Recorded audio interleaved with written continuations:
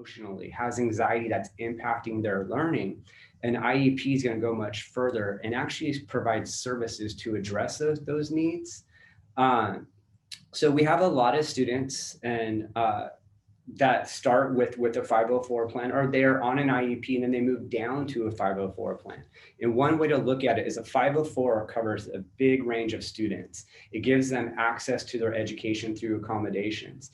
An IEP is a certain group of those students will qualify. They need more intensive services and they would actually qualify for special education. Richard, can you tell us how can a child become eligible for a 504 plan? So when we look at eligibility, if we go back to the law, the Rehabilitation Act, there's not a lot of guidance on what is required to be eligible. When you're looking at Section 504, though, we're looking at things that affect major life activities such as learning. So to qualify, you have to be able to show that the student or your child's learning is being impacted or affected, and you require the accommodations or a 504 plan. So what we do when we get involved is we use the IDEA, which is the Individuals with Disability Education Act, which actually is the law that structures and sets up IEPs. So we use that for a lot of guidance. So one of the things that we tell all of our families, if you're looking for a 504 plan, you should, and it has to do with academics. It has to do with social emotional. You should request a full assessment for special education. And they're going to look at all the areas of suspected disability. You're going to share, you're going to give your input of what areas you're looking at. Teachers and those working with your child are also going to have areas. They're going to give you an assessment plan, and they're going to mark certain areas, like maybe you want to look at language, maybe you want to look at speech, occupational therapy. Maybe, and then we should definitely do a psychoed assessment, and that psychoed assessment is going to look at social emotional. It's going to look at behavior. It's going to look at cognitively, where's your child at? It's going to look at get present levels academically. So we can look at the whole child and determine at that point, do they require special education, or would a 504 plan be sufficient? So whenever you're looking at now this, the difference of that would be if we're not talking about a 504 plan for educational purposes, but maybe access. Maybe you need some accommodations for sports. Maybe you need some accommodations for the extracurricular activities. We may not need to do a full special education assessment. We could just bring in and make certain requests that are going to give the student access to those types of programs. Okay, Richard, since this is going to be very interactive with the participants, and I welcome the participants to please ask questions. The reason for this is for you guys. So it's free advice. Take what you can out of it. One of the questions we have right now is, which one can be useful for a high school student that is looking to go to college and they currently have an IEP? Okay, great question. So an IEP will end when they exit, and their senior year, they should have what they call an exit IEP in the springtime. They don't actually exit off it, but they talk about taking that IEP and setting it up so it's something that you can take to university or you can take to the local college, and that would become a 504 plan. So 504 plans, there's no age limit on 504. So any learning, no matter what age, university level, you could have a 504 plan. You want to make sure that you have the extra time for tests. Maybe you want to get notes for every class, or lecture notes, or students can take notes and they can be provided. There's all types of accommodations.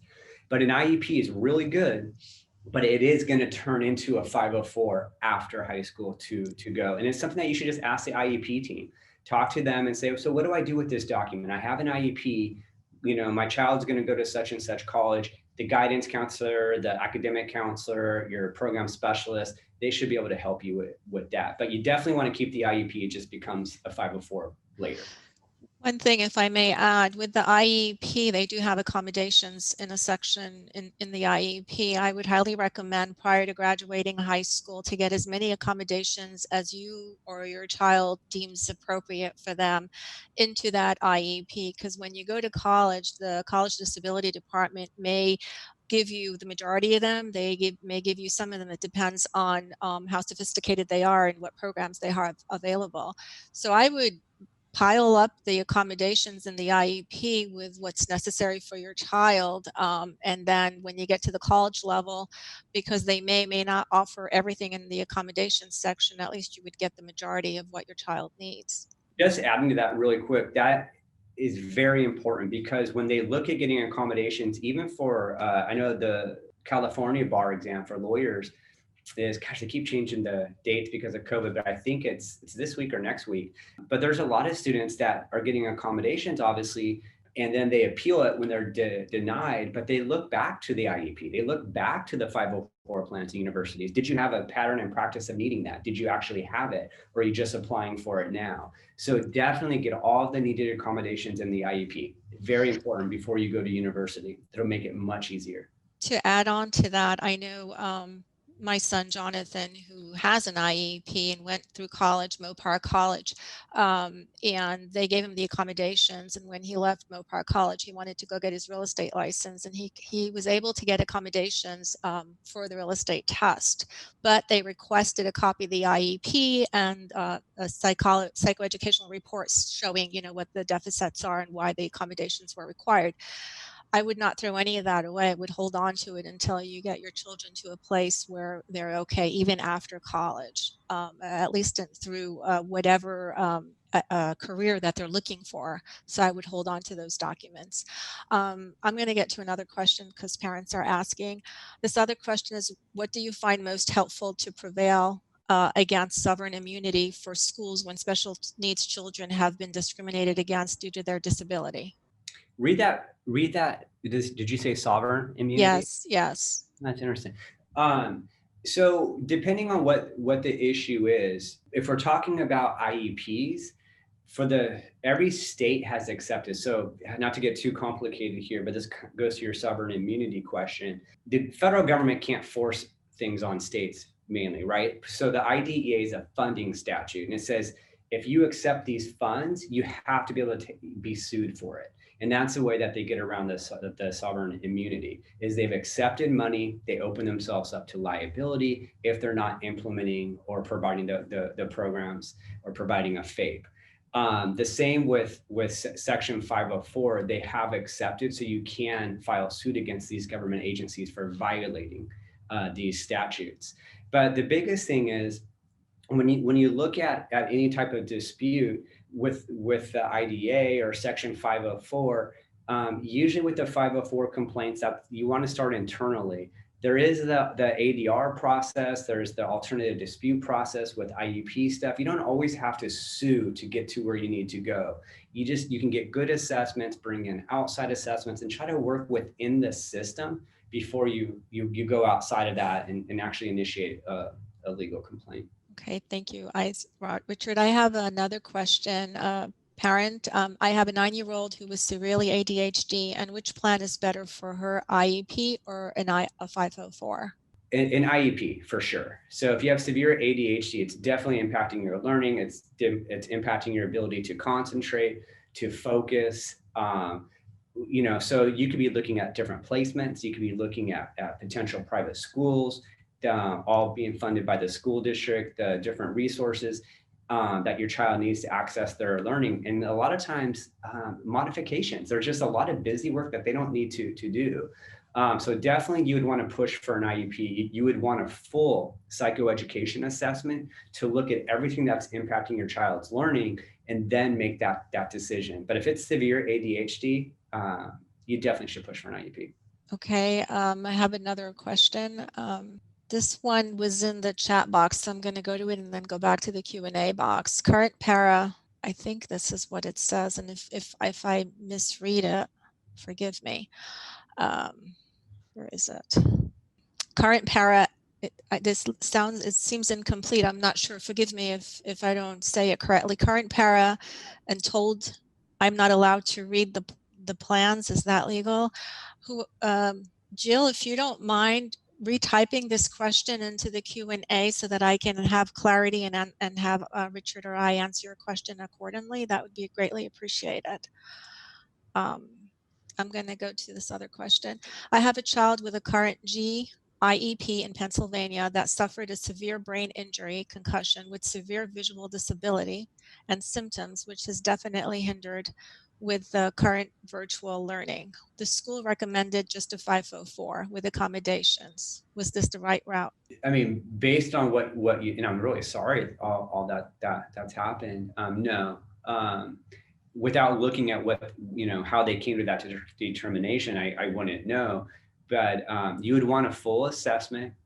And I know in the literature we talk about present levels of performance. You really want to get a good understanding of where your child's performing, and then where could they be performing, and then how do we get them there, based on, if he's an IEP, special education, maybe some individualized education is necessary to get your child where they can be. I don't know what a 504 alone would do. So the question I would ask your team, your 504 team, would be, what did you base this decision on? And then you can always disagree and request additional assessments, request that the district go further. And then in the literature, there's information too about requesting your own independent assessment that's publicly funded. There's some concerns there where the district has to take some actions when you make those requests. So you should definitely read the literature, but I don't want to have the district. I really understand where the district is at and how they came up with that determination. And you don't be deterred either. For everybody who has this situation, don't be deterred if they're offering a 504 and not an IEP. Just keep pushing, keep moving forward. For all of our cases, we rarely get students on 504. Sometimes we'll take them off IEPs to a 504 later, but usually, you can qualify minimal services. You want to track it. An IEP provides so much more protection for your child. There's so many more parent rights, student rights involved in IEP, and accountability for the school district that you should stay the course and push for an IEP. Thank you, Richard. Richard, just I have a comment. Your video is not working. Your screen is blank. Is it possible? It could be possible. Thank you. Yeah, there you go. We like to see you. I'm sorry. Okay, more questions. So a 504 is made on their senior year, not necessarily. This parent is asking, is a 504 made in the senior year? No, so to clarify, if there's already an IEP in place, that's going to run all the way through to the end, till they graduate with a diploma or they exit the school district's responsibility, which would be at age 21 or in some places 22. So that IEP goes all the way through. Once you go to university, you take the accommodations and what you can out of that IEP, and it goes into a 504 plan for the university system or the college or anything. I mean, it's just any educational setting. But yeah, so the IEP is going to stay through graduation or you exit the school district. Okay, this one, does a 504 plan provide the same protections that an IEP does in terms of certain disciplinary actions triggering a manifestation determination review? Yeah, so the 504, there's not a lot of guidance. So the manifestation determination is going to come into play when a student who has an IEP is removed from a setting for a behavior incident or a host of things violating student code of conduct. And there's different things that trigger that. That's not going to be triggered with a 504 plan. There's just not the guidance. Now the district might have its own policies, and then you have a 504 plan. You would have to look also, and gosh, and I've never been asked that question. You always want to be solution focused. So if you have a 504 plan and there's a disciplinary action that's removing your child from school for say over 10 school days, does that trigger that they actually have to decide if it's a manifestation of a disability? All that falls under the IDEA. So that's all under the IEP area of law. Section 504, though, you could request it and say, hey, you're not addressing this disability, and if you think that it is a manifestation of the disability, you should be looking at getting an IEP. And one way to bring that together, if I'm being clear here, is to say, it's an eligibility decision, that they have a 504 plan, but they're really eligible for an IEP. And you're punishing the behavior, but you're not addressing the behavior. So when you look at the two things of a manifestation determination under the IDEA, right? You're looking at, was the behavior a manifestation of the disability, or did the district not implement the IEP? And those two things, and here you can argue, well, they should have had an IEP, and the 504 was not appropriate all along. But specifically to answer your question, the manifestation determination doesn't apply to 504. Okay, this other question, one of my sons is a junior at a private school, but he has had an IEP from his prior public school with the help from, oh, cool, thank you, the Jonathan Foundation.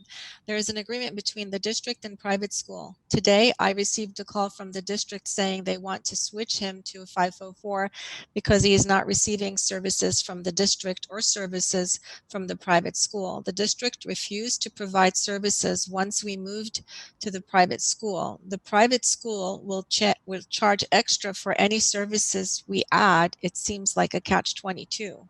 Yeah, I got lost a little bit there in the question in the week there, but let me. I could repeat it for you if you like. I could break it down. Sure. Okay, this is, okay, one of my sons is a junior at a private school, but he had an IEP from his prior public school with the Jonathan Foundation's help. There is an agreement between the district and private school. Today, I received a call from the district saying they want to switch him to a 504 because he is not receiving services from the district or services from the private school. The district refused to provide services once we moved him to the private school. The private school will charge extra for any services we add. It seems like a catch-22. Yeah, I guess just it gets complicated. He had an IEP, you said, so it's unclear if you're privately funding the private school, but they're not providing any additional services, it sounds like.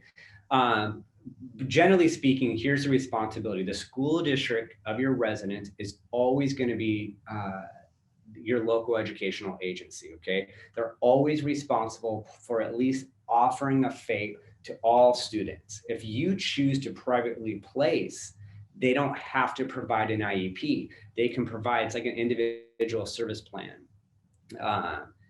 And like an ISP or whatever it's called there, and you can get some like a proportionate share of some of the services. Like families will get speech, they'll get some OT or something, but they're not going to get a full IEP if you're parentally placed private school student. Now, if the district placed there, that's different. Or if the district is contracting with that private school to place that child there, that's different.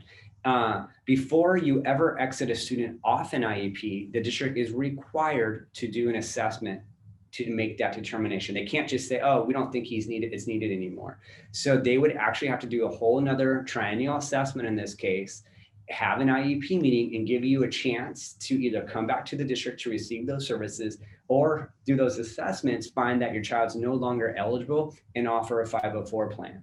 So I'm not sure where in that process you are and how the district is involved. But if you privately place on your own, the district is out of it unless you go back and request services or request and offer a FAPE. But to answer your question, go to the district, get an offer of FAPE, have them do a full assessment, and then make the determination of what you want to do. Thank you, Richard. This other question, if you have a school that is not helping to get your child an IEP or a 504, where should I go from there? Say that one more time. If you have a school that is not helping to get your child an IEP or a 504, it seems like the school's not collaborating. What should the parent do if the school does not want to give a 504 or an IEP for the child? What's the next step? And again, going back, I was trying to see in the question if I missed something about so the question would be, did they do an assessment? Did they assess for special education and not qualify? Or do they even refuse to assess? And sometimes parents will say, hey, I want an assessment. And they just say, no, we're not seeing the problems. You really want to document though. So, and I think it's really important, and it's hard, and I say this a lot to families who get frustrated. They want to help you, they just don't know how, school districts sometimes. And I know you may not feel that because you're so frustrated. The system breaks down often with a lack of communication. Part of that communication is you being very clear of not only requesting things, but showing why. So here you would want, and I don't know if you have an SST meeting, if you met with the teacher, who's seeing the struggles? Why do they need a 504 and IEP? Bring somebody in on the education team to help support you, but write down why. What are you doing at home? Or is there a ton of stress? Is there crying at home? Is there over school refusal? Just hours doing schoolwork when it should take 30 minutes. Document those requests. Be very specific to show why you think. And it's really important. The threshold for the district assessing is really low. So pretty much whenever you request that your child should be assessed for special education within reason, they need to assess, because they can't make the determination that they don't qualify without the assessments. And so just kind of assuming what your question would be, if they say no to the assessments, I would encourage you to reach out to a special education advocate, a special education attorney in your area, and just talk about what the next steps are, because it might involve going a little bit bigger, bringing somebody in to assist you. Thank you, Richard. If your child already has a 504, can it be changed to an IEP? Yes, absolutely. Sometimes we'll start with a 504 and we'll see that they're really not making progress. And so we need to switch it to an IEP, which means we want to bring in services. But if you have any concern that a 504 is not appropriate, you should absolutely request that they provide an IEP, which means they're going to have to do a full assessment. Generally speaking, to get a 504, they're not capturing your child. They're not doing a full special education assessment to determine that. And when I say a full special ed, you want every area of suspected deficit or need that your child has, they should assess. And so the whole team has all the information to determine, wow, do they really need additional supports and services to fully access their education? A 504 plan is an accommodation plan. An IEP is actually a remediation, a service plan that's going to provide those services to take your child where they're at here and put them over here where they could be given the right program. So definitely go to your 504 team and put it in writing.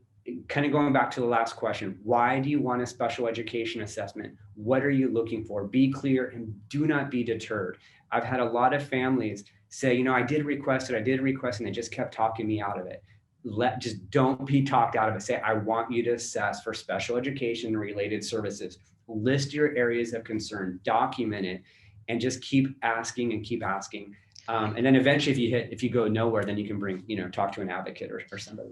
And to piggyback on that, the school district, there's a law under IDEA, child find, and they're obligated to assess, identify, and seek any and all children with specific disabilities. And so they have an obligation to help your child.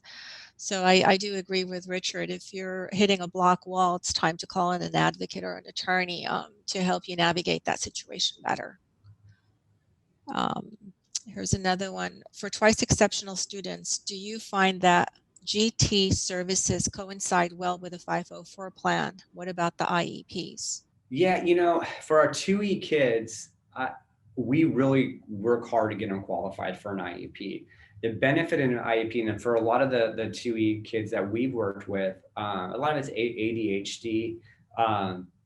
Sometimes it can be, they can be high functioning autistic, but it really goes in that, we can identify a learning disability with the 2E, meaning that they have really high cognition, but there's certain areas academically they're way underperforming, to the point where the school might find like, well, they're average. Let's just say you have a 130 IQ and you're performing down in the standard score of 90s in a lot of the areas of academics, with 100 being the mean. So they're still average amongst their peers. And something to remind your school is they might be average, but their potential is way up here. They're way underperforming their potential.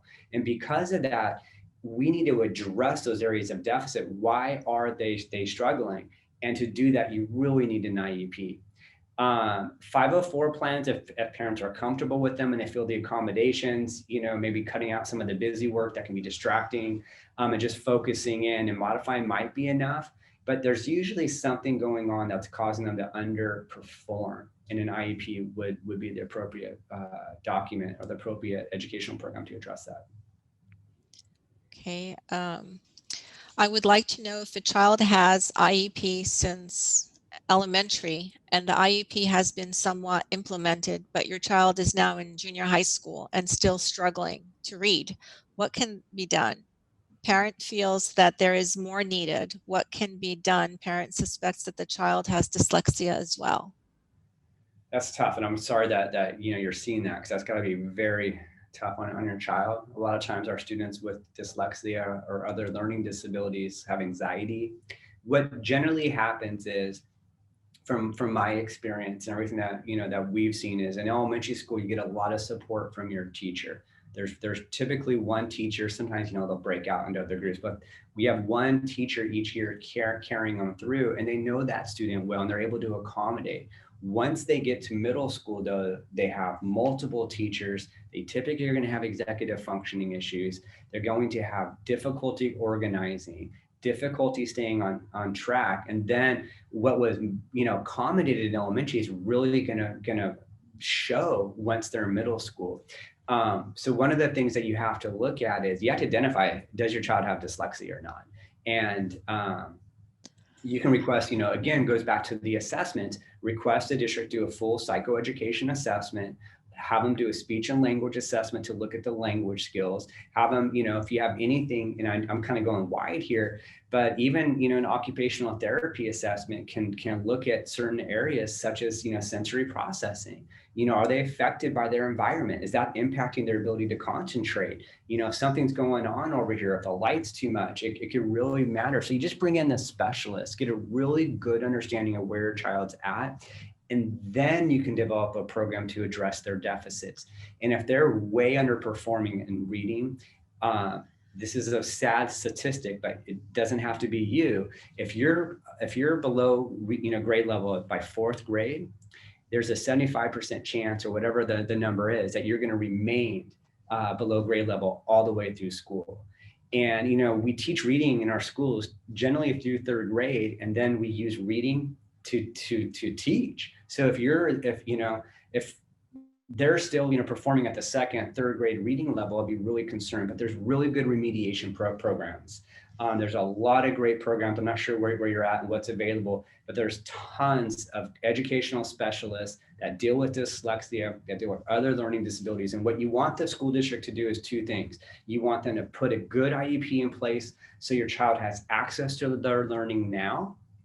And then you want them to put a good remediation program in place to take your child where they should be, where they could have been had they actually identified this sooner. And you want to close that gap. And you can make years of progress in months.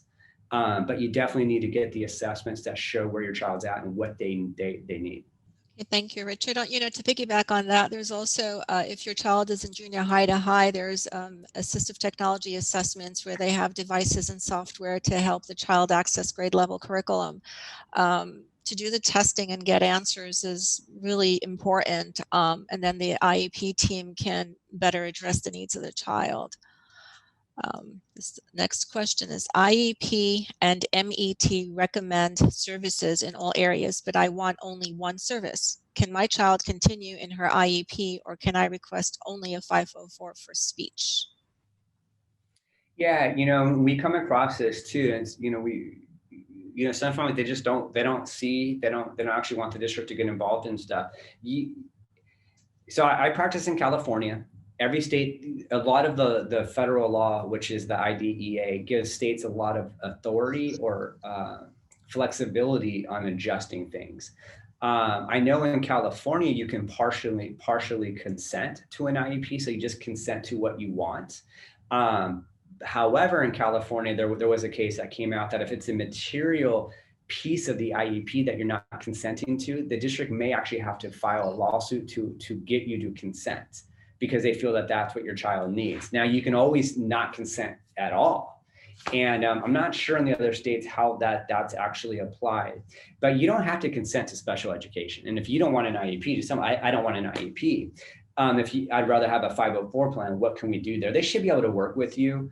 The IEP does have a lot more protections. But if there's certain things that you don't want in the IEP, just ask your team. Can I just consent in part? I know in California, you'll see on the bottom of the IEP, it says, I fully consent, I partially consent, I do not consent. And then you can put why. But just talk to your IEP team and kind of, just have a good discussion of what you would like to see for your child and ask them, can it be in an IEP this way? Or can I have it in a 504 plan? I think communication there is going to really help you. To piggyback on that, can a 504 have a speech service in it? Yeah, whenever there's a service, it's almost a guarantee that you can get an IEP because they're actually providing a services or a service. And the point of a service in an IEP is to have goals, have a service, track progress, make sure you're meeting those goals. You definitely have goals in an 504, but you're right. If it is a service for the school district's own liability, it should be in an IEP. Okay, this one, here's another question. Okay, I have a 5-year-old with cerebral palsy. Forgive me if I ruin this word. It's a diagnosis, polymicrogyria, epilepsy, and autism. He has an IEP. How could he get accommodations for attendance? We struggle due to side effects of the medication. So accommodations for attendance mean like he's missing a lot of school. He's got medical, yeah, he's got some deficits, and he's missing school because the medication is probably making him groggy, and he's unable to get up. So so this is where you have to be very creative and really work with the team. You need to show what does your child need to access their learning. And so just some examples of this, you can bring the learning in the home. And I know with COVID, I'm not sure, in some schools being open, some not, some, on virtual. But, just by way of example with students, we've had students who have been bedridden. We have had students who,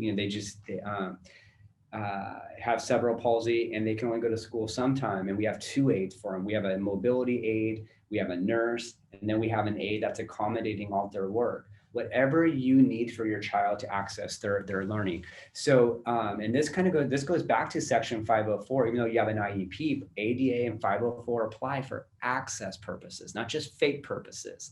And access is, what do they need to be educated as adequately as their non-disabled peers. So I'm not sure exactly what it looks like, if he can participate when he's taking meds that are making him, if he can be at school or not, but we can, he can virtually attend when he's at home. He can have a teacher come to the home when he can't attend school, but you really just need to make sure your requests are very specific to the team. What does he need to access his learning, and then put those things in place. Thank you, Richard. This one is interesting. Can a school district refuse to enroll a transfer student into their district based upon what is in their IEP? Yeah, so there's a couple different types of transfer students, right? So if it's a school district and it's an inter-district transfer, one of the things so to answer the question, no, they can't discriminate because a student has an IEP. But what you would have to look at is, do they have an agreement with the other school district? Is there any restrictions that's why they wouldn't take students? Sometimes in inter-district transfer as well, parents have to work in the district, or they have to be employed by the district, and obviously their kids can come. But if they're discriminating and saying no solely because of an IEP, that's a big no-no, and they're in trouble for it. So one of the questions you ask them, well, what are your inter-district transfer policies? And can I get the MOU, the memorandum of understanding between the 2 districts? You can always do a public records request act, which is a really good way to get public documents and just see how many students from District A are in District B. Send it to both districts under your rights to access public records, and get that information, because you want to see. And then you can,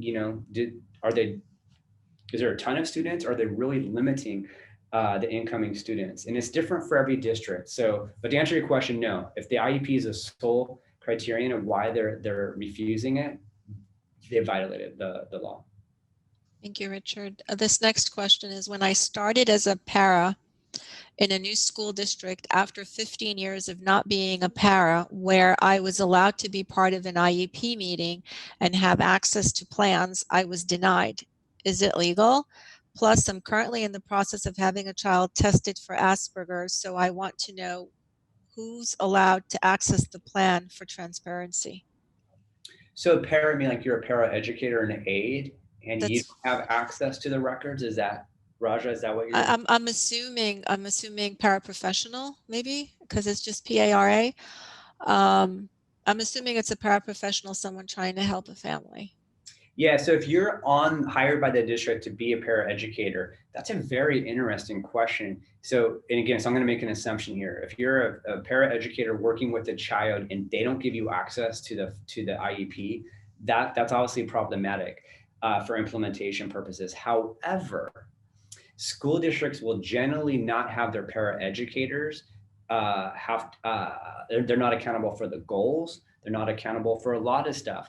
It might have a service. You might be a service provider, but it's usually the teacher, the supervisor, the paraeducator that will go to IEP meetings, that's in charge of monitoring the program. But, parents, there are, HIPAA laws and, and stuff like that about privacy, these records, but parents control that. And as a parent, if you want, I would, sometimes we have districts, we request that everybody who works with the child initial the IEP and give it back to us, because we want to see, we assume that, we're hoping that they've read it. That's the intent of getting them to initial, but we want to make sure that it's given. It's really important that everybody understands what's in the IEP. So whenever a district hides access or doesn't turn it over, the bell should go off. That's problematic. I would really bring the team together and ask and try to get them, say, hey, we want everybody on board here. What can we do? But the parents would control that. Thank you. This next one is, what would you do for a child with food allergy or celiac disease? How do you get accommodations for those? Yeah, this is a good 504 plan, accommodations, because whatever, if there's allergies or anything like that, you need accommodations to get to school, to access the learning. The school really needs to do it. Do you have something to say on that one? Well, I also know you can add a medical plan, implementation plan, because these allergies, some of them is life-threatening. And I had a student that had peanut allergy and so severely life-threatened by it, could not be in a school that has it had to be allergy-free. It was a NPS placement. And we had to do a medical plan and attach it to the IEP. So you can actually request that and request your doctor for the child to fill out the medical plan and say what the do's and don'ts are. And so God forbid there's an emergency on the school and the parent's not there, at least the school would have a go-to and how to help your child until you're able to get there. Absolutely. And that could be attached to like a medical plan, a health plan. The school nurse will get involved. They'll talk to your child's doctor. They'll get all the information. They'll document it. And like you made a good point, Raja, too. Even if they can't secure a placement for your child, then you got to look at alternative placements. And if they can't secure that, they could potentially have to pay for a private school.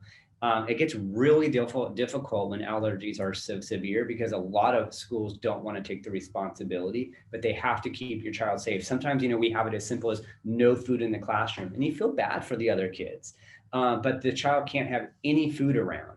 And that's just how it is. And then anytime that there's an event, what happens is it starts breaking down. People start forgetting. They don't take it serious. You always have to stay on top of it. But you're right. The health plan, the medical plan is a really key piece here. Thank you. Here's a good one for you. Why assessment process is different for African American students? So, and again, I'm going to go to California on this one. I think this was a California. It was a California law. I don't know if it's because, I do advocate nationally, and some of the schools I've gone to nationally, it's irrelevant, but for California, it's very relevant. So I'll let you take it from there. Yeah. The Larry P case, it's been a little while since I've looked at this, but what happened back in the 80s was the IQ testing were identifying African-American students at a higher level of being cognitively impaired. And back in the 80s, as mental retardation is the word that they use. So there was a court case and a big injunction, and they said, stop doing IQ tests on African-American students. They're not normed for that population, meaning that they weren't written with the African American community, their culture, history, background, all that stuff. So they're just getting flawed results, and school districts were placing them out of the gen ed setting. It was a mess. So the court came in and stopped it. What the CDE has done, the California Department of Education, is they've come in and just adopted that injunction, and they said, okay, we're just not going to use IQ tests. There's a pro and con to this. There's alternative IQ tests that they get cognitive potential by looking at different things and not going straight to the IQ test. A couple ways around this, because all the tests have been normed now. The IQ tests are unless you're a culture like, you come from, say, some place that's just that it hasn't been normed. I'm not even going to throw a name out there, but some really, far away country that isn't, westernized at all, our IQ test may not work. We may not get clear data, but the IQ tests have. So you can get private assessments, and districts will push back on this, but there's nothing in the law that requires, and we've disagreed with districts' assessments specifically because we want to look at the IQ. We want to look at the potential of this student, and we'll get the district to pay for that outside assessment. Again, it's a battle. They'll fight. Sometimes districts will cross out any outside IQ testing because they just misunderstand the law. So my personal view is the CDE really needs to deal with this, and they're not. But as a parent, you should really push your district then to fund an outside assessment, because you have every right to get the same assessments that everybody else gets. And it's completely frustrating. Totally agree. Thank you, Richard. This one is, why would a parent not want an IEP? Is there a disadvantage versus a 504? No, I know that there's a stigma sometimes when we hear the word special education, we think, we get thoughts of what that means. It's really not that. So the law is you get an IEP, which allows you to get special education and related services. Some of our kids on IEPs, like you said, they're twice exceptional. They get related services. The IEP provides you so much more protection, where if the district, if you're not seeing progress, you have so many more rights that you can leverage to push the district to do the right thing over a 504 plan. But my thought would be where parents like, oh, I just don't want that. I don't want that. And we worked with families where they don't even tell their child that they have an IEP. And they're like, oh, and then when they get old enough and they start seeing this, they're like, oh, we don't know how to approach it, that they're in special education. But students with IEPs are in general education. They're going to specialize, classes and programs. You can do so much. But if there's anything that your child needs service-wise, they should have an IEP and not a 504. Thank you, Richard.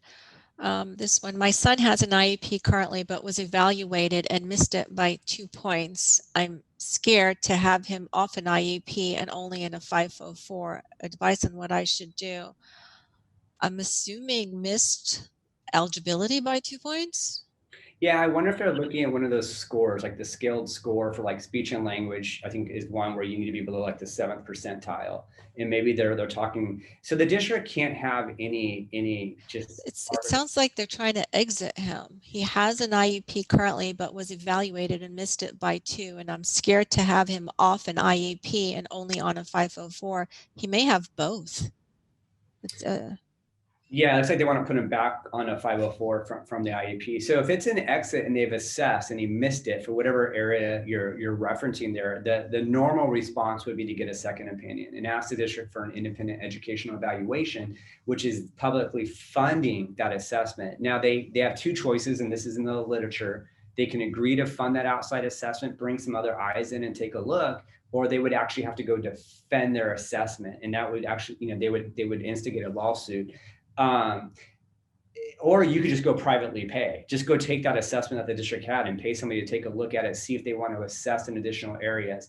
It's really difficult. You have stay put rights with an IEP, which means you don't have to agree not to have the IEP. And if they want to override that, they would actually have to file suit against you and go to an administrative law judge and say, hey, here's why this student doesn't qualify. We want to take them off an IEP. That gets very expensive.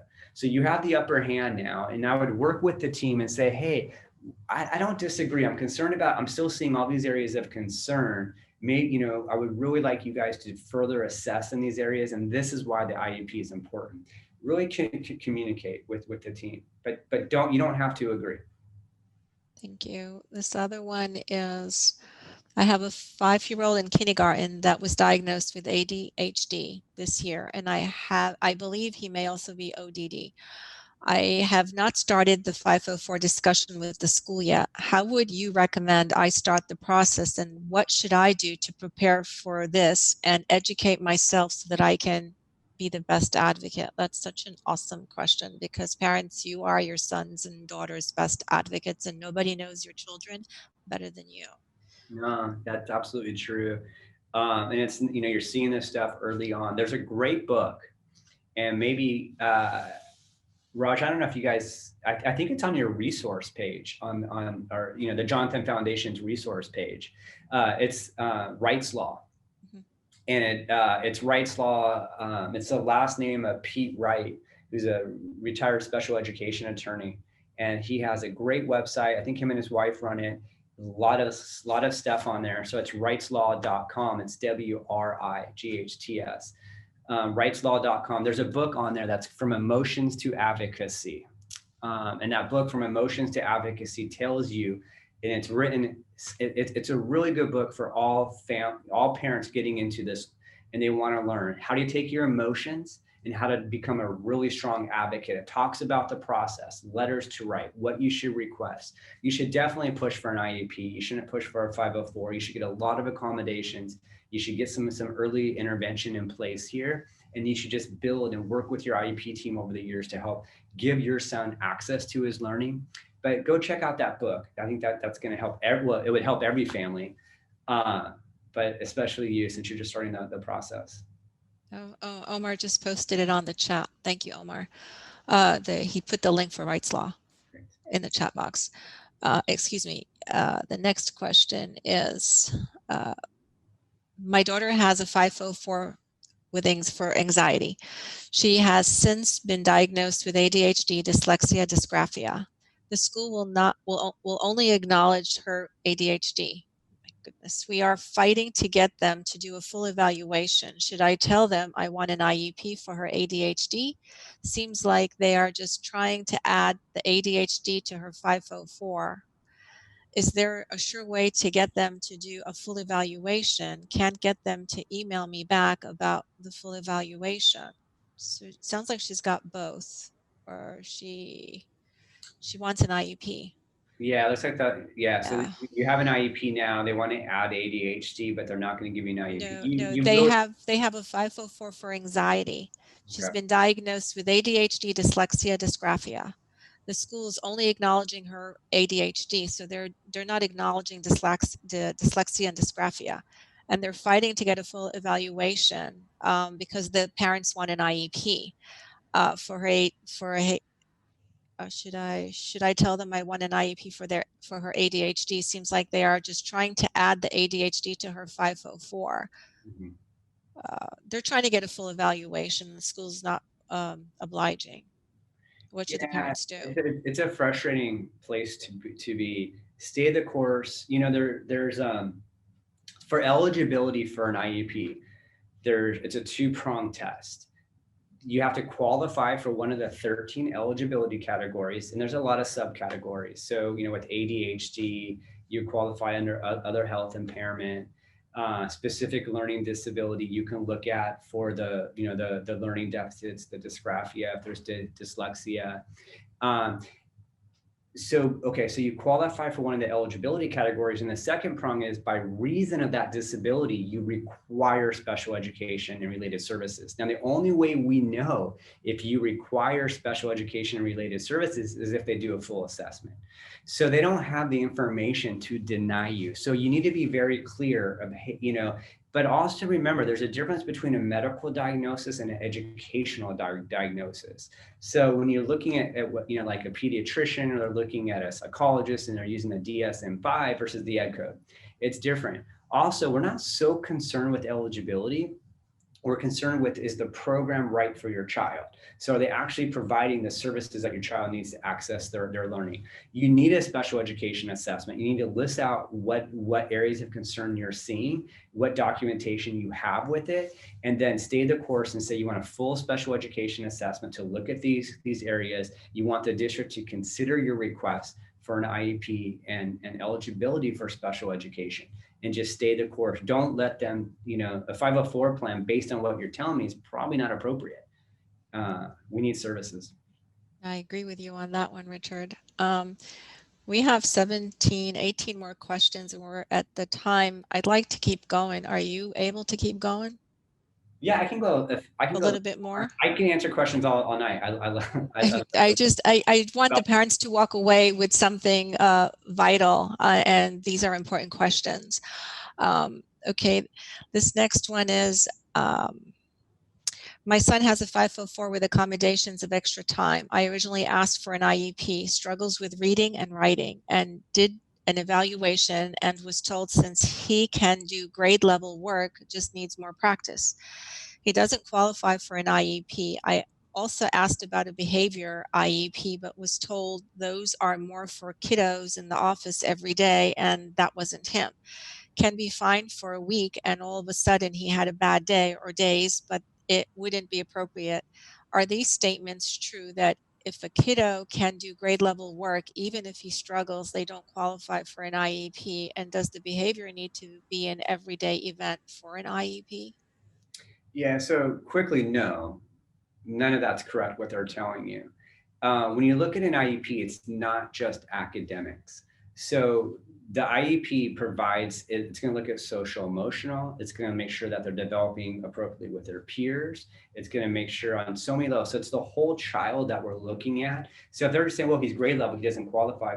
Oh, okay. Well, that's one thing. But if he has behavior, if he has attention problems that are impacting his ability to fully access his learning, we're not just looking at grade level. Grade level is very subjective anyways. One of the things that you would want to do is document your request. What are you seeing? And continue. I know we keep kind of driving this point. They need to assess. They can't make a determination without assessing for special education. They can't. They don't have the information to do that. The other piece is when the student's at grade level, you want to see how they're actually performing. So request, you want to see their tests, their quizzes, you want to see their written work. How are they actually performing? And what measurements are they using to determine if he's at grade level or not? Sometimes what we'll see when we get the standardized assessments from like the special education, the psycho ed assessment, is yeah, you know what, they're hanging on in there, they're doing okay. But then when we actually get the classwork, we're seeing, wow, they're failing every test, they're failing every quiz, but because they can make stuff up, they're doing schoolwork, their grades average out. So there's a lot to look at, exactly why the full assessment is required before the district can make that determination. But don't be deterred. And behaviors mean a lot of things. It doesn't mean that you're disruptive. It doesn't mean that you have to be in the office every day. You have to look at how is it impacting their learning. Hope that helps. Thank you, Richard. This other one, I turned in a paper from the doctor requesting an IEP testing for my daughter. School has not called me yet. She is currently on a 504. What is that I need to do in order for them to do testing for an IEP? Yeah. So did they get an assessment plan, or they requested? She turned in a paper from the doctor requesting, I guess the doctor officially on writing requested an IEP testing. It's really an evaluation for her daughter. And the school has not responded. So in California, and again, I don't think there's anything specific in the federal law, so you have to look at your state law. They have 15 days to respond to a request for a special education assessment. Doesn't mean they have to agree, but they have 15 days to give you a prior written notice, a written response to that request. Now, what happens if they violate it? I mean, nothing, right? Unfortunately, but you need to document an email then, and just email, hey, I sent this request on this date. I want to, reiterate, we are requesting a full assessment for special education and related services. I did attach the doctor's note. These are the areas of concerns that we have. We would like an assessment plan. And then once they provide you an assessment plan, then you can sign it. And then in California, they have 60 days to finish assessing. But just reach out. Communication is key. And if they deny you, bring forth more information. They really shouldn't deny. Like I said, the threshold for assessing is really low. But just keep that communication open. Don't take a lack of response don't read into it. They could just be busy. It depends who you're sending it to. And not to get too far off on this question, principals oftentimes aren't the best people to bring this stuff to. They're the manager of the school. And I've talked to teachers, I've presented to teacher forums where they say, gosh, our principal told us that we don't refer any student for special ed, that we can handle everything. That's insane.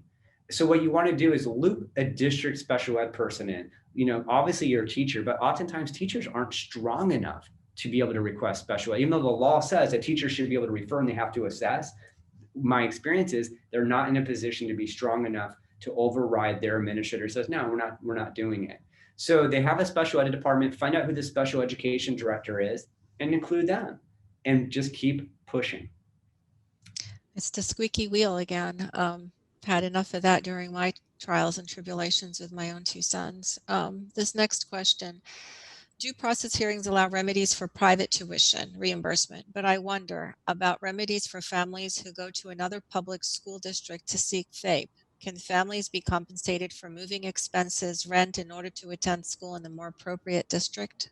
It's really question. interesting. Yeah. It is. IDEA has limited. There's no compensatory damages as we typically in law consider compensatory damages, which are there's no pain and suffering, there's no moving expenses. If you change districts, you change the LEA, the responsible district. So they're done. This district is done. Now I love being creative and thinking outside the box and trying to tie it in that you're forced to do that. Generally speaking, though, your damages under the FAPE IDEA issues are limited to compensatory education damages. That is makeup services to put your child in the position they should be in had the district actually done its job. Now we do, like you said, we do recover private school placements. We recover, transportation. We recover, hotels and food when you have to travel for assessment. I mean, we can get wide on actually recovering costs, but moving expenses, I think that would be really difficult. It really just depends how atrocious the other setting was. Now, there was a case where a student, I can't remember where they lived. They were either like in the Santa Barbara area, may have been there, and they actually paid for an apartment down because that's where the child went to school, a private school. And I think the court distinguished between not paying for the apartment, but paying for the private school.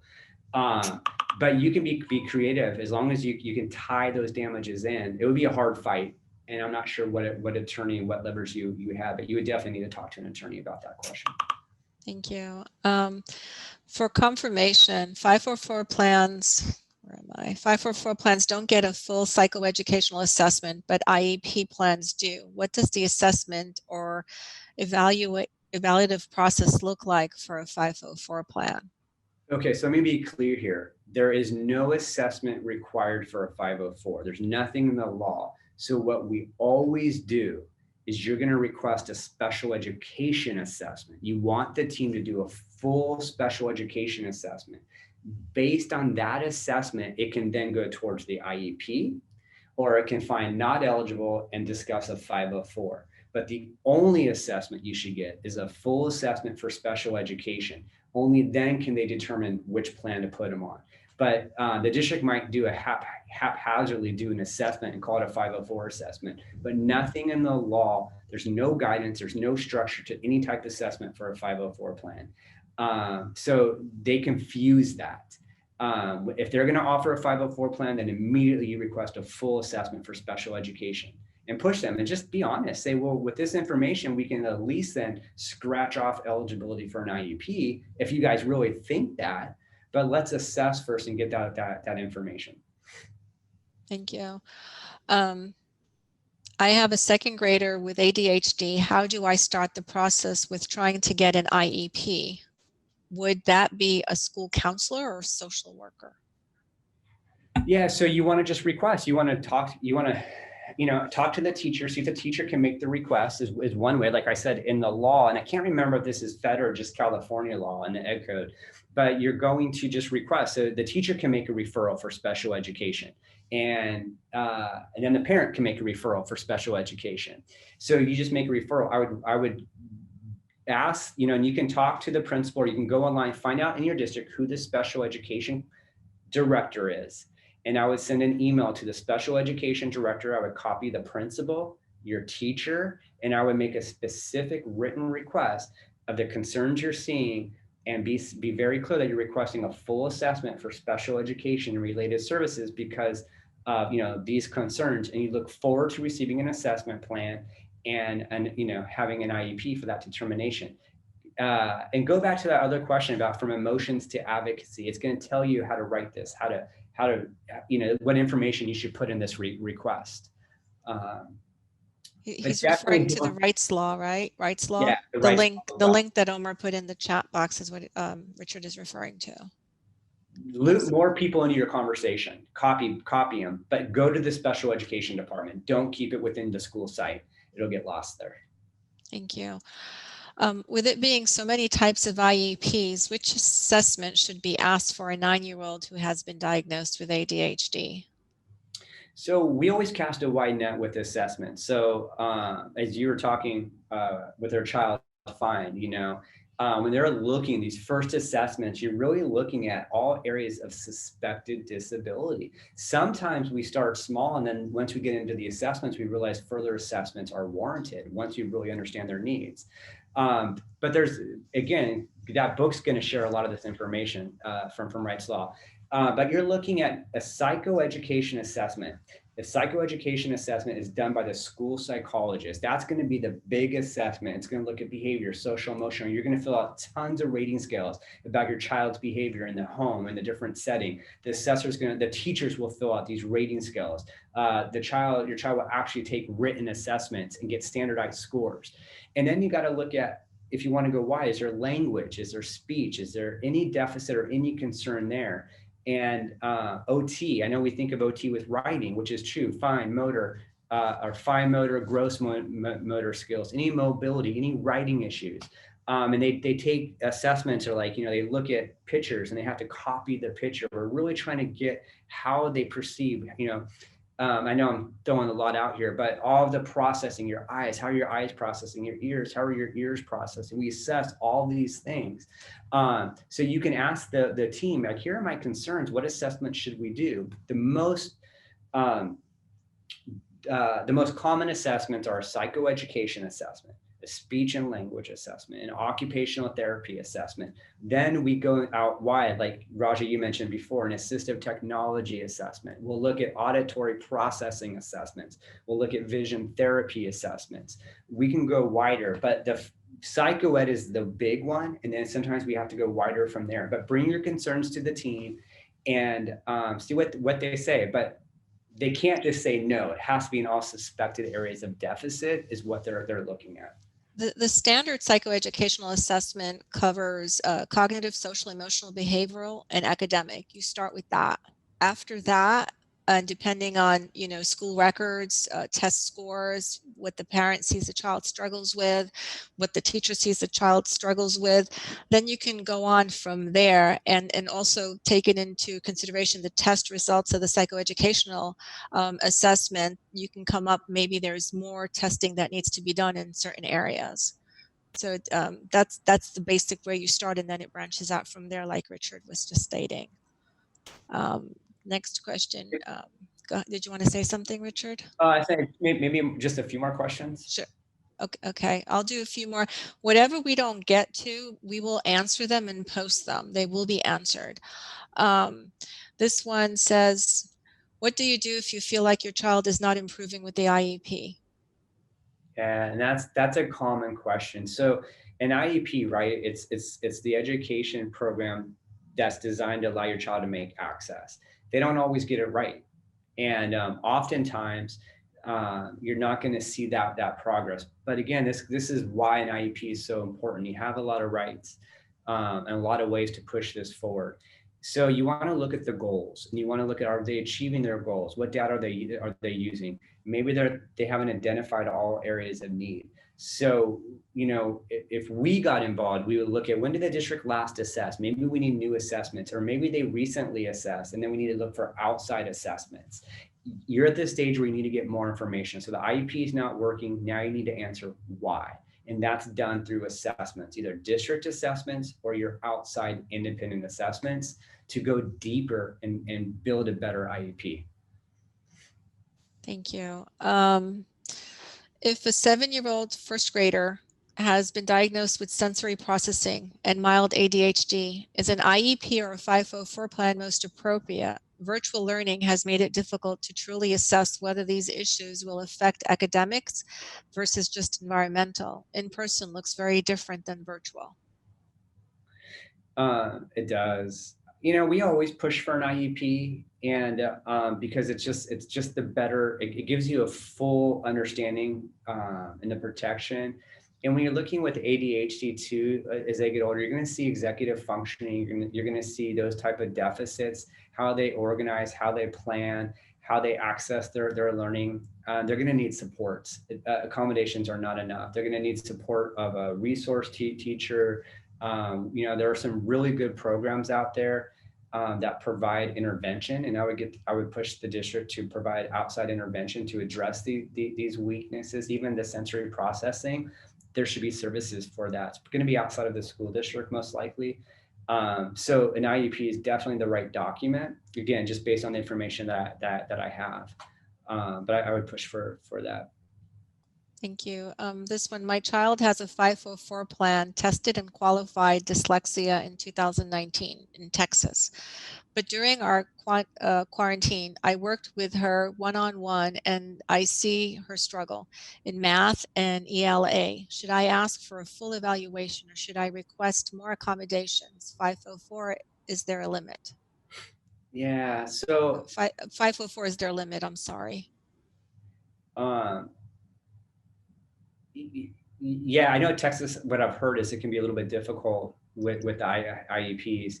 I actually flew to Texas and attended an IEP and advocated. It was awesome. It was a great team. It was great because I was prepared, and in the beginning it was difficult, but then they collaborated with me and the student got quite a lot of services. And I think you hit on something, because you're going to be prepared. You're going to bring the information. So kind of going back to what I said, the team wants to do the right thing. They don't know how sometimes. And you got to get a yes person. And that's, and obviously, Raja, you're a wonderful advocate of walking through. So how do you get them to yes, right? You walk through what's going on. Now, in this case, I don't know how many grade levels or how impacted your child is with dyslexia. It goes back to that two-pronged test. They may qualify, but do they require special education? So typically with dyslexia, and because it's going to cause continued problems, and you're going to see increase in anxiety, more frustration with learning, they should have an IEP. But it's not just an IEP, it's remediation. And the districts will often say, well, what do you mean by remediation? And obviously they know we're not talking about continuing just to be in the general ed curriculum. We're talking about remediating those deficits, getting them so it's not a deficit anymore. And that's where the service comes in. So definitely I would request a full assessment for special education, really get a good understanding of what specifically processing deficits your child has that's impacting and causing the dyslexia, so you can get in there and address them. And there's great outside agencies that can do that. And there's some really good resources. And like Raja said, work with the team, share your concerns, and ask for, what are we going to do about this? But what are we going to do about this? How is a 504 plan going to address this? How is a 504 plan going to address this? And it's not. And you really need to get those special ed assessments. I would also add to do like an academic review. I usually do, for me, I do like a forensic study, but that's me. So you do an academic review of maybe the past 2 years of how the child is progressing or regressing in all areas. And you use report cards, you use teacher comments, you use Yes. what you're experiencing with the child at home, and what the child is frustrated with. And so you bring all this prepared into the IEP and with the psychoeducational assessment, and you go from there. So don't be limited just to one thing, do a complete academic review for the past 2 years academically. How has your child been performing or not? And bring that to the IEP. Well, just really quick, that's a really good suggestion. It's really good because then you can ask the team members, like the teachers, you have the documents, you said this on the report card, you documented this concern that you saw, like, where are we at now? Has that been addressed? You're going to, by going through those documents, you're going to learn a lot of information from the school's perspective of how your child's learning. And that should help you, at least push forward here. Okay, this other one, how many more questions you want to answer? I want to respect your time, Richard. You tell me, and then we can you want to do two more questions? 2 more questions. Okay, are charter schools supposed to follow Fifo for IDEA IEPs just like public schools? Yeah, so charter schools are public schools, and they're either tied to your public school district, and that's who chartered them. So they may be, yes. And then at least out here in California, a lot of charter schools have broken off from their local educational school district, and they become either a coalition of charter schools, but they all have their own special education local plan area that they belong to. And yes, they accept federal funds. So they, it might be one school, but they run like a school district. They have to implement and provide everything just like a public, your typical public school would. And that means offering an IEP, bringing in all services. The problem that we see with charter schools, and I really like charter schools, and for some of our students who really struggle, charter schools have been so much more flexible and creative with IEPs, but obviously they're limited in resources. So it's really difficult. And what I've seen is some parents, they go to an online charter school, but they want all this in-person services because that's what the child requires. That's fair. The law requires it. You can fight with the charter school, but there's different schools that you could go to that would probably better serve your child. But charter schools, yes, and unfortunately we filed a lot of complaints against charter schools just to get them to do the right thing and follow the law. Thank you. 2 little questions, and then I will call it an evening, and then you and I will go over the balance of the questions that are not answered, and I will have Omar post them and send it to all the participants. Okay. I just think these 2 are important. One is says, all that you're talking about sounds necessary, but it also sounds very, very expensive. Where does the funding come from for these 504 IEP services? Yeah, I don't know. Do you think expensive to fight and get, or expensive for the school? I'm assuming, when you do a psychoeducational assessment, and they do a speech and language assessment, and then there's speech and language deficits, who pays for this? I'm assuming, and I could be wrong, and if this person's wrong, please let me know in the chat box. But it sounds like do the parents pay for the services that the school provides, or does the school provide for the services that they're providing for the children? I'm just going to venture out to, I'm assuming that's what the parent's trying to say. Yeah. So the idea is, at least under the law that implements the IEP, if it's educationally necessary and it's in the IEP, the school has to provide it. So the whole point of the IEP, and we went into this in some of the literature as you read it, is they have to provide a FAPE, a free appropriate public education. And that free part really, it has to be at no cost to parents. And that's how the law looks at it. So if you can get it and show that it's necessary, it's in the IEP, it has to be no cost. I think it's amazing. I think it's amazing what the law says about the resources that the schools will do. They'll assess, they'll provide additional services, and the law really does work. At its best, it's amazing getting the services that your child needs. And the schools get a lot of funding. There's a lot of separate funding for the special education side. There's a lot of federal funding. The IDEA is a funding statute. While it's way underfunded, I think Congress promised like 40% funding, and they've never gone over 25%, I think, of actually giving the funds. But there's a lot of money out there if it's to be used correctly. And so the services shouldn't cost. Now, unfortunately, there is a cost to families if they have to go privately pay for assessments or pay for private school and seek reimbursement.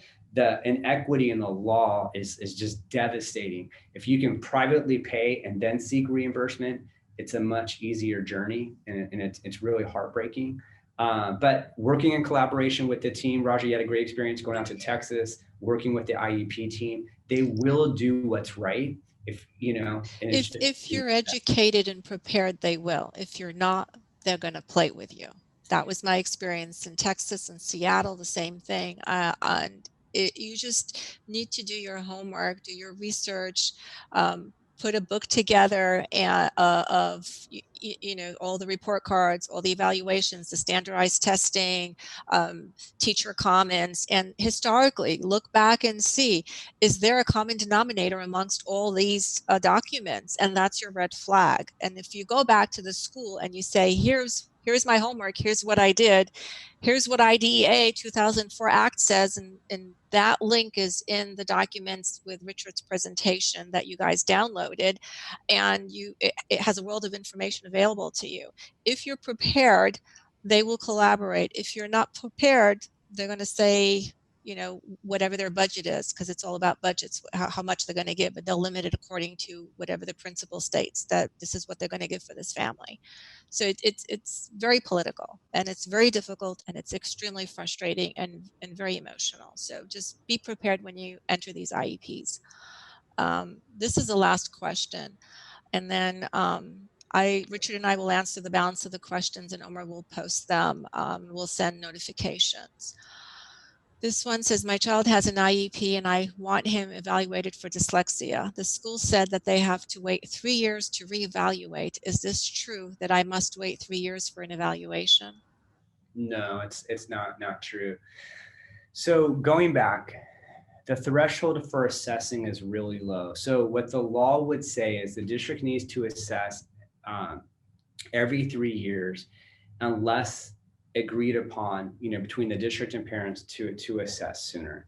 So they absolutely, now there's some assessments they're not going to assess right away, but if they just assess or they recently assessed, you should, and again, there's things that come up with this, but you may want to think about asking them to privately assess, to get those IEEs publicly funded. So if you disagree with their assessments, then you request that they publicly fund those outside assessments. You get to choose the assessors and bring it to the IEP team to reconsider what's going on.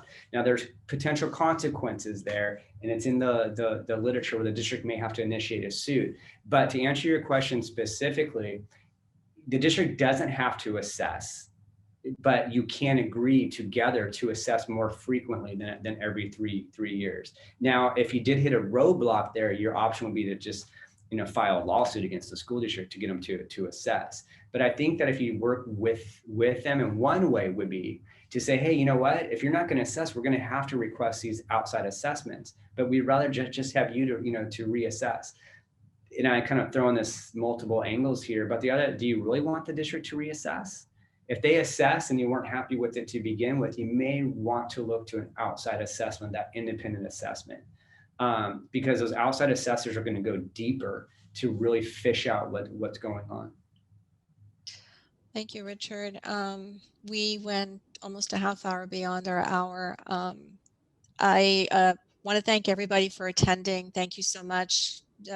We had participants from all over the country, and this is a big deal for us. The purpose of this webinar was to answer your questions. It was not a PowerPoint. It was not teaching you. It was via PowerPoint. It was supposed to be interactive, and I hope that you got something out of it that's valuable that you can take with you. And again, as I said, Omar will be posting the questions after Richard and I have an opportunity to respond to them. We'll try to do it timely so that you have them accessible to you as soon as possible. And again, thank you so much for attending this webinar.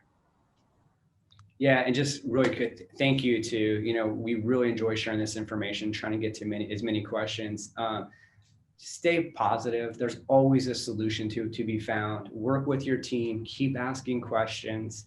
And if something doesn't sit right or they're not addressing something, just keep pushing.